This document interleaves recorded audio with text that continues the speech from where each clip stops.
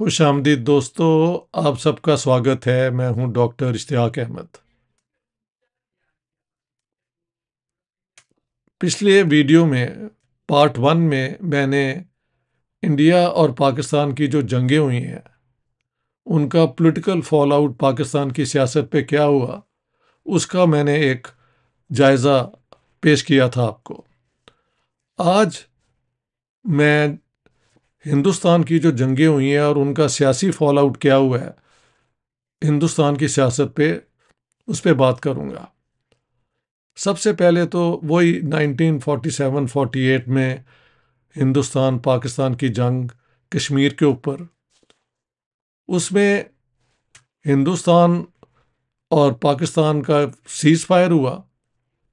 कश्मीर जो है, कश्मीर की वैली, उसका बेशतर हिस्सा इंडिया के पास रहा और कुछ हिस्सा पाकिस्तान के पास। गिलगित बल्तिस्तान भी पाकिस्तान के पास ही ना, नॉर्दर्न इलाके जो कहलाए जाते हैं। जम्मू हिंदुस्तान के पास रहा। मतलब कश्मीर स्टेट की ये उस ज़माने में डिवीज़न हो गई। हिंदुस्तान में उस सियासत का जो नेगेटिव आज गिना जाता है वो ये कि प्राइम मिनिस्टर जवाहरलाल नेहरू ने इस इशू को यूनाइटेड नेशंस में ले गए गवर्नर जनरल माउंटबेटन की एडवाइस पे, और वहाँ पे कमिट किया कि जहाँ जैसे यहाँ पे अमन कायम हो जाता है कश्मीर के अंदर, तो हम वहाँ पे प्लेबिसाइड करेंगे टू फाइंड आउट कि कश्मीरी लोग क्या चाहते हैं, हिंदुस्तान को ज्वाइन करना या इंडिया को। थर्ड ऑप्शन का उसका कोई जिक्र नहीं था। तो ये उसके बाद ये रेजोल्यूशन आया 13 अप्रैल 1948 का, जिसके अंदर सबसे पहले ये बातें कमिट की गई। उसमें जो रिक्वायरमेंट थी वो ये थी कि हिंदुस्तान और पाकिस्तान दोनों अपनी फ़ौजें कश्मीर से अलग कर लें, लेकिन क्योंकि हिंदुस्तान लेके गया था as a complaint against Pakistan कि वो इन्वेडर है और कश्मीर ने एक्सीड कर दिया है टू इंडिया, इसलिए according to the resolution Pakistan को सबसे पहले वेकेट करना था, उसके बाद इंडिया को। लेकिन इंडिया को हक था कि वो इतने लोग रखें कि एक जो है प्लेबिसाइट वहाँ पे करवा सके। हुआ ये कि ना आज तक पाकिस्तान ने 1 इंच अपना छोड़ा, ना हिंदुस्तान ने। उसके बाद ये एक और जंग भी हुई और जंगें भी हुई, तो एक cease fire line became the line of control. थोड़ा सा फर्क है उनके अंदर, ठीक है। उस जमाने में तो इंडिया की पोजीशन मानी गई, लेकिन यूएन रेजोल्यूशंस में इंडिया पाकिस्तान को अग्रेसर भी नहीं कहा गया। तो ये चीज़ भी आपके ज़हन में होनी चाहिए।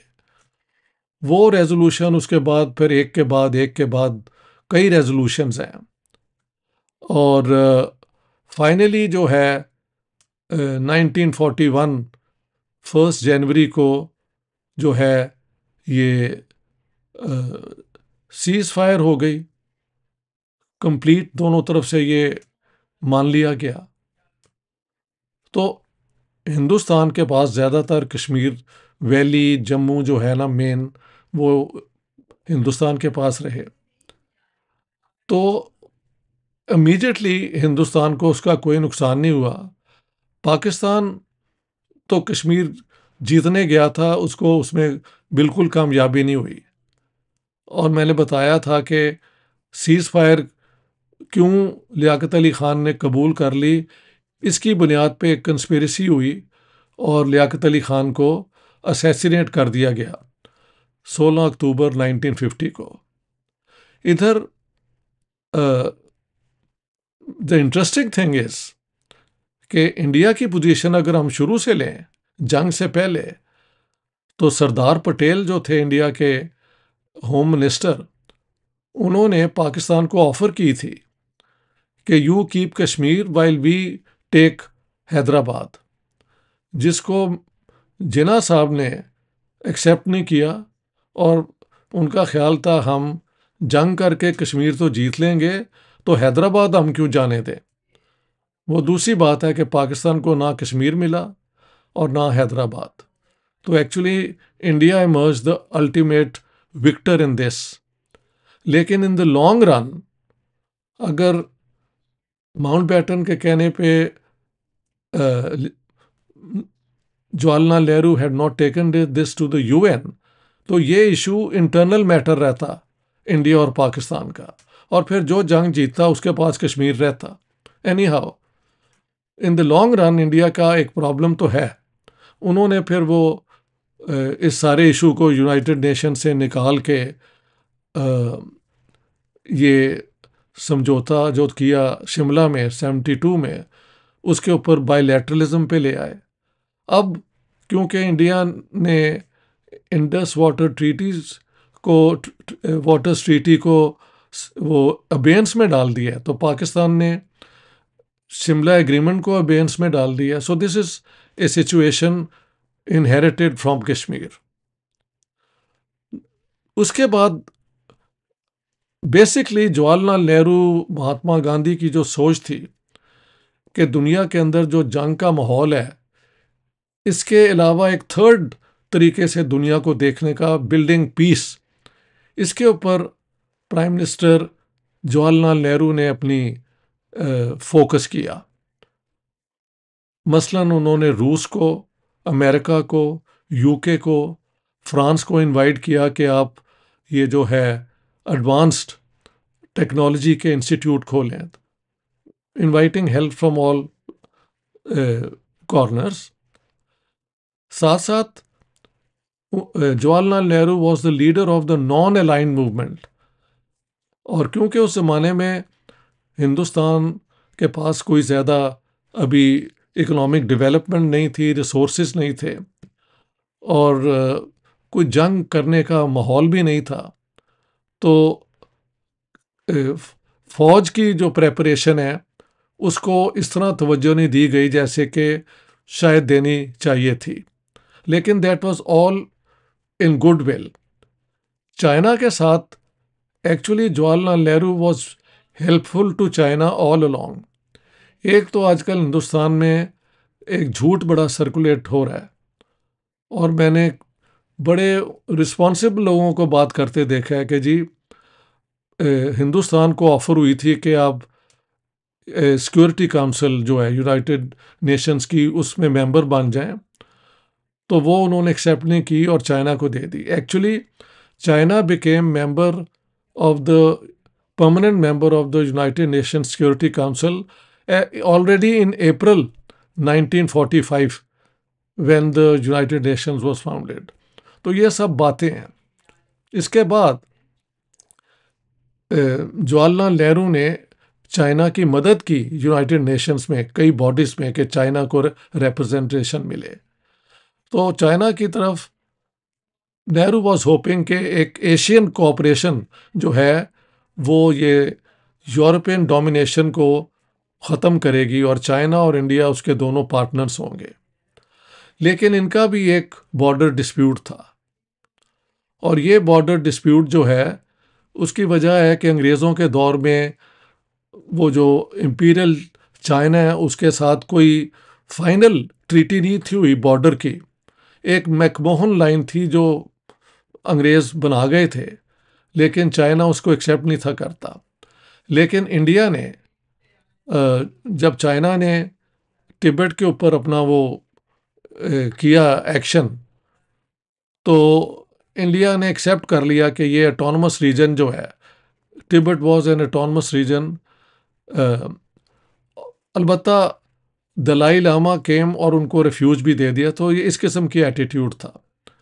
खैर, इस बॉर्डर के इशू पे बातें होती रहीं कि कैसे बॉर्डर बनना चाहिए, international border between India and Pakistan. चुआन लाई जो उस ज़माने के प्राइम मिनिस्टर थे चाइना के, उनका और जवाहरलाल नेहरू की निगोशिएशंस भी हुई, एंड चुआन लाई इवन केम टू इंडिया। वहाँ पे चाइना ने कहा कि ये अक्साई चीन जो है, जिसको इंडिया क्लेम कर रहा है, it has never been part of India. ठीक है, एक ज़माने में कश्मीर स्टेट का वो हिस्सा था, बट वो एक अनऑक्यूपाइड इलाका था और उन्होंने वहाँ पे रोड्स बना लिए थे। और इंडिया में इसके ख़िलाफ़ जो एक नेशनलिस्ट वेव आई कि हमने कोई 1 इंच नहीं देना कश्मीर वो ये इलाके का जो बॉर्डर है, तो हम तो जंग को करेंगे, ये वो। Finally there was a war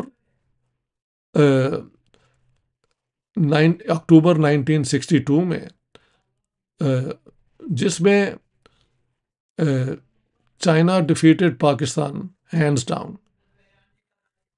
Jawaharlal Nehru had won a landslide in 1962 February, लेकिन इस डिफीट के बाद he was terribly shaken और विद इन 2 years, May 1964 में he died a broken man in office। तो उस जंग का ये असर हुआ। इसके बाद इंडिया पाकिस्तान की 65 की जंग हुई, जिसमें Pakistan was the one who initiated the hostilities. और जब सीज फायर हुआ तो कुछ इलाका हिंदुस्तान के पास आ गया था, कुछ पाकिस्तान के पास, only nominal, no major difference on both sides. Tashkent में जाके समझौता हुआ। उस समझौते के बाद समझौता किया लाल बहादुर शास्त्री जी ने, लेकिन जब ये साइन हो गया तो उसी रात को सेलिब्रेशन जब होनी थी तो इनकी डेथ हो गई। उसके ऊपर एक बिल्कुल नॉनसेंस फिल्म भी बनी इंडिया के अंदर, जिसको अरविंद सहारन और मैंने एक प्रोग्राम करके, वीडियो प्रोग्राम, जिसमें सुरेंद्र चड्ढा जो हैं इंडियन डिप्लोमेट भी थे, और I think there was another person as well जिसको हमने इनवाइट किया था। तो वो आप देख सकते हैं मेरी यूट्यूब चैनल के ऊपर। उसके ऊपर इल्ज़ाम लगाया गया कि जी शायद ये मुस्लिम कुक जो था, Russian to ambassador to Russia जो है, कॉल मुस्लिम जो था, उसने शायद कोई खाने में ये कर दिया वो कर दिया। Any how that's one film, ऐसे मुझे उसका याद आ गया। On the other hand, Tashkent के बाद एक पूरी मूवमेंट चली अयूब खान के खिलाफ कि he had gone out to get Kashmir और मिला हमें कुछ नहीं, और इन्होंने सीज फायर मान लिया। हमें तो कह रहे थे कि हम जीत रहे हैं। तो ultimately Ayub fell from power. ये मैंने पहले बताया था, साथ साथ रिपीट करता जाता हूँ। 71 war was a clear win for India. Indira Gandhi emerge as the great victorious leader, और her popularity gained a lot in India। इसमें कोई शक नहीं है। India is Indira and Indira is India, इस किस्म के स्लोगन भी लगे। And so while Pakistan was defeated and Yahya Khan had to resign and Bhutto came to power, इधर इंदिरा गांधी की पोजीशन स्ट्रांग हुई। वो दूसरी बात है कि जब इन्होंने, इंदिरा गांधी ने इमरजेंसी इम्पोज की, that shook her power and she lost the elections in 1977, and then of course she returned। वो एक और बात है। इसके बाद हम देखते हैं कि इंडिया पाकिस्तान की कोई डायरेक्ट जंग नहीं हुई, लेकिन आर्म्स रेस चलती रही। इस दौरान दोनों ने न्यूक्लियर अपनी जो है कैपेबिलिटी भी डिस्प्ले कर दी। हाँ जी। और देन वाजपेयी साहब आए लाहौर, और इधर से प्राइम मिनिस्टर नवाज शरीफ इन दोनों ने मिलकर लाहौर अकॉर्ड साइन किया, जिसके मुताबिक no more war between India and Pakistan, cooperation होगी। और वाजपेयी साहब मीनार पाकिस्तान गए लाहौर में, और वहाँ कहा कि हम यानी जो ये हिंदू नेशनलिस्ट हैं पार्टीशन के ख़िलाफ़ थे, लेकिन अब हम एक्सेप्ट करते हैं, तो लेट्स एक्सेप्ट कि हम दो मुल्क हैं और आगे दोस्ती की तरफ चलें। और कश्मीर पे भी मूवमेंट आगे को हुई कि मिल के हम इसको रिजॉल्व करेंगे, दोनों साइड्स की इंटरेस्ट को अकोमोडेट करते हुए। ठीक है, लेकिन कारगिल कर दिया जनरल मुशर्रफ ने। उसके बाद पाकिस्तान का जो दुनिया में रेपुटेशन है कि इधर इनकी हुकूमत एक इंडिया के साथ पीस एग्रीमेंट करती है और फिर पाकिस्तान की आर्मी उसको सैबोटाज कर देती है। मैं समझता हूँ पाकिस्तान को सबसे बड़ा डिप्लोमेटिक धचका जो है वो इस कारगिल जंग के बाद लगा। और फिर जंग नहीं, लेकिन 2008 में जब पाकिस्तान की तरफ से लश्कर तैयबा के गए ये जो हैं ऑपरेटिव्स, और इन्होंने मुंबई के अंदर वो टेररिस्ट अटैक्स किए, तो वंस अगेन पाकिस्तान को डिप्लोमेटिकली आइसोलेशन की शक्ल फेस करनी पड़ी। इसमें एक और कड़ी है जो मैं बताता जाऊं। 13 दिसंबर 2001 को इंडियन पार्लियामेंट पे जो हमला हुआ, उसके बाद दोनों तरफ से जो है फौजें बॉर्डर पे आ गई, 1 million Indians and half a million Pakistanis, और by that time both were nuclear powers as well. तो ये भी खबर आई थी कि दोनों तरफ से commanders were thinking of using those weapons, जिसके ऊपर उस जमाने के प्रेसिडेंट बिल क्लिंटन ने कहा था कि अगर इनकी ऑल आउट जंग होती है तो उस जमाने में 1 बिलियन इंडियन सिटीजन्स थे, half a billion will be wiped out, और पाकिस्तान की पॉपुलेशन 170 मिलियन थी, 120 million will be wiped out. So catastrophic would be such a war. Any how, उसमें भी पाकिस्तान को डिप्लोमेटिक क्या कहते हैं आइसोलेशन हुई, और मुशर्रफ को कहना पड़ा कि हम ये टेररिज्म से गुरेज करेंगे, ये है वो है। It's all in my book Pakistan the garrison state. अब ये जो रिसेंटली हुआ है 7 मई को हिंदुस्तान की तरफ से पहले attack on what they call as terrorist sites, और उसके बाद पाकिस्तान ने उसका जवाब दिया। उसके बाद ये एरियल कॉम्बैट हुआ, जो अब सारी दुनिया मानती है कि पाकिस्तान डिड एक्सेप्शनली वेल। वो कितना नुकसान इंडिया को पहुंचा इस पे बहस हो रही है, लेकिन हिंदुस्तान का फिर जो रिप्राइजल था ऑन द पाकिस्तान एयरफील्ड्स, वो अपनी जगह बड़ा नुकसानदेह साबित हुआ पाकिस्तान को। लेकिन इसका पॉलिटिकल फॉल आउट क्या हुआ है? पाकिस्तान जहां पे मिलिट्री जो है बहुत देर से उसकी पॉपुलैरिटी ज़ीरो हो गई हुई थी, और अवाम जो हैं वो इमरान खान के साथ थे, इस जंग के बाद या इस जंग के दौरान जो प्रोपोगेंडा जंग हुई, हाँ जी, सोशल मीडिया पे और ये वो, it was an entirely new thing. और उसका रिजल्ट ये हुआ कि पाकिस्तान के अंदर जनरल आसिम मुनीर को कैबिनेट ने, वो वैसे तो एक चोजन कैबिनेट है ये डीप स्टेट की, शहबाज शरीफ साहब ने कह दिया कि आप जो हैं मार्शल क्या यार फील्ड मार्शल का खिताब दे दिया, 5 स्टार जनरल बना दिया।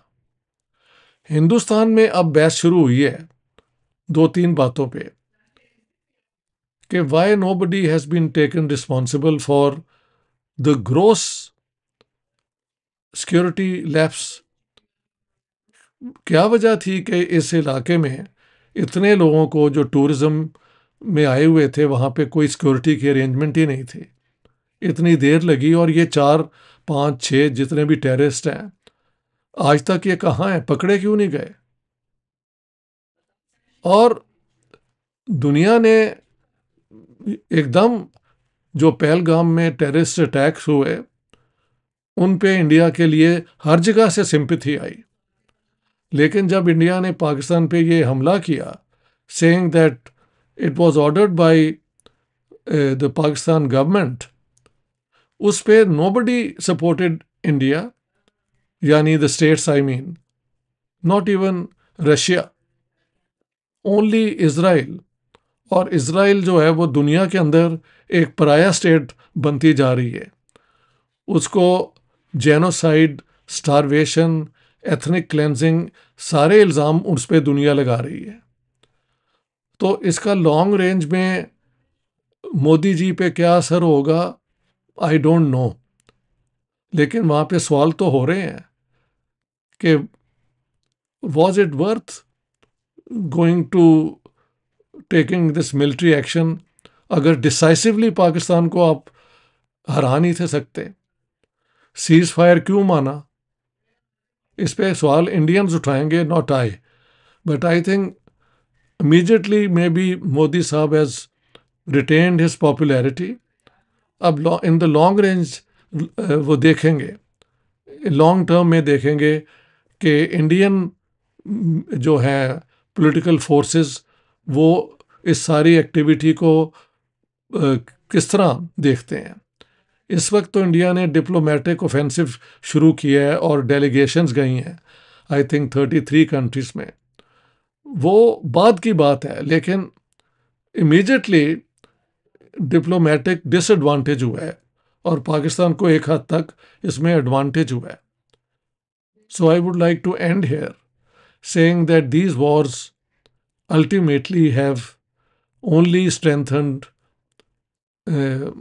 nationalist forces on both sides, and in Pakistan especially gifted to Asim Munir the status of field marshal. इसे कहते हैं unintended consequences of actions. Nobody thought कि ये रिजल्ट होगा इस जंग का, लेकिन ये हुआ।